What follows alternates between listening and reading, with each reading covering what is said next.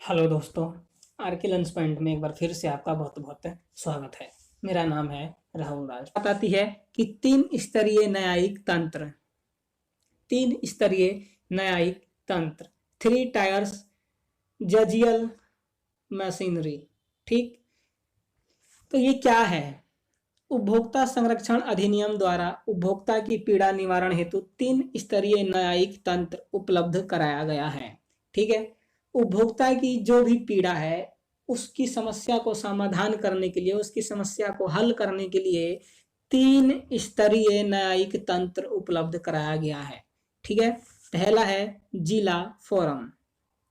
उपभोक्ता संरक्षण अधिनियम के अनुसार राज्य सरकार प्रत्येक जिले में एक या अधिक जिला फोरम स्थापित कर सकती है, जिसमें 20 लाख रुपए तक के मूल्य के विवादों से संबंधित शिकायतों का समाधान किया जाता है।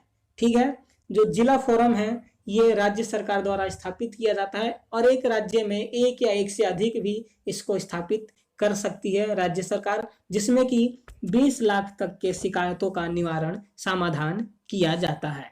ठीक है, अगला है आपका राज्य आयोग।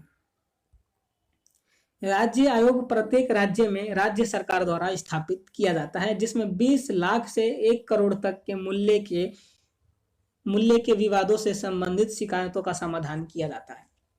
जो राज्य आयोग होता है इसे भी राज्य सरकार ही स्थापित करती है, लेकिन ये एक राज्य में एक ही होता है, जिसमें कि 20 लाख से 1 करोड़ तक की राशि से संबंधित विवादों को क्या किया जाता है, हल किया जाता है।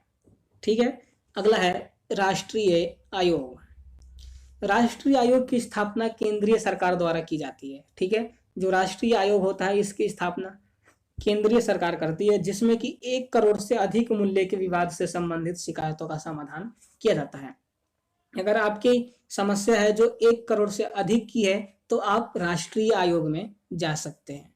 ठीक है, अगर 20 लाख तक की है तो जिला फोरम में जाएं, 20 लाख से 1 करोड़ के बीच में है तो राज्य आयोग के लिए जा सकते हैं, और 1 करोड़ से अधिक है तो राष्ट्रीय आयोग के लिए जा सकते हैं। ठीक है, तो ये यहाँ पर तीन स्तरीय न्यायिक तंत्र हमने यहाँ पर पढ़ लिए और देख लिए, जो कि पेपर की दृष्टिकोण से बहुत ही इंपॉर्टेंट थे। 100% इस चैप्टर में से पेपर में इस क्वेश्चन को मैंने देखा है, और जब मैंने पेपर दिया था तो उसमें आया भी था ये।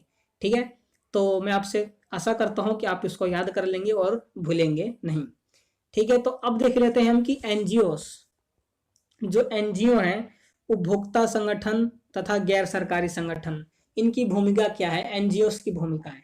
ठीक है, तो सबसे पहला है उपभोक्ता जागरूकता में तेजी लाना। ये जो एनजीओस है, जो कि लगभग इस समय भारत में 500 से ज्यादा एनजीओस हैं जो कि काम कर रही हैं। ये क्या करती हैं, ये उपभोक्ता जागरूकता में तेजी लाती हैं। आपने देखा होगा कि जो अब कोरोना काल चला था बीच में, तो इन सारी एनजीओस ने कितना आगे बढ़ चढ़कर सरकार की मदद की थी। जो लोग भूखे थे उनको खाना दिया था, जो लोग इधर उधर भटके हुए थे उनको रहने के लिए जगह उपलब्ध कराई थी। ठीक है, तो ये जो एनजीओस होती है ना, वो एक तरीके से सरकार की मदद करती हैं। ठीक है, तो ये क्या करती हैं, ये उपभोक्ता की जागरूकता में तेजी लाती हैं, उनकी मदद करती हैं, उपभोक्ताओं के लिए मुकदमा दायर करती हैं। अगर उपभोक्ता कोई मुकदमा दायर करता है लेकिन वो नहीं कर पाता तो उनकी मदद करती हैं, उन उपभोक्ताओं का जो मुकदमा होता है वो ये दायर करती हैं अपनी तरफ से। मिलावट के विरुद्ध आवाज उठाना। अगर कोई मिलावट हो रहा है और एक अकेला उपभोक्ता उसकी आवाज उठा रहा है, उसकी आवाज को कोई सुन नहीं रहा है, तो फिर क्या करती हैं, जो एनजीओस होती हैं ये मिलकर उस उपभोक्ता की आवाज को उठाती हैं, जो कि मिलावट के विरुद्ध आवाज उठाई जाती है। ठीक है, तो मिलावट के विरुद्ध भी आवाज उठाती हैं कौन, एनजीओस।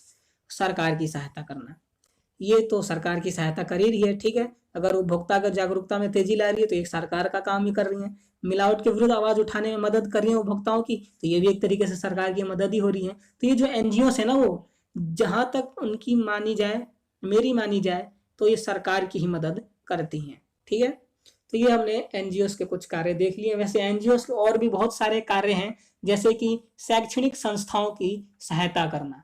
ठीक है, और भी है उपभोक्ता संगठनों के जाल को विस्तृत करना, सरकार की सहायता करना, और भी बहुत सारी हैं, लेकिन मैंने यहाँ पर कुछ बताई हैं आपको, जिनसे कि आपको मेन एनजीओ का काम क्या है, ठीक है, क्या करती हैं, वो आपके समझ में आ जाए। ठीक है, तो मैं आशा करता हूँ कि वो आपको यहाँ पर अच्छे से समझ में आ गई हो कि एनजीओस के कार्य क्या हैं, क्या करती हैं एनजीओस, ठीक है, इनका क्या काम है। तो ये आपकी एक्सरसाइज 12.1 जो कि आपके बिजनेस स्टडी के सिलेबस का लास्ट चैप्टर था, वो यहाँ पर समाप्त हुआ। मैं आशा करता हूँ कि आपको यहाँ पर सब कुछ समझ में आ गया होगा, कोई भी प्रॉब्लम नहीं होगी। अगर फिर भी आपको कोई कमी रह जाती है, कोई समस्या रह जाती है, तो उसको कमेंट करके जरूर बताएं, मैं आपको उसका समाधान देने के लिए तत्पर रहूंगा। तो आज की वीडियो में बस इतना ही।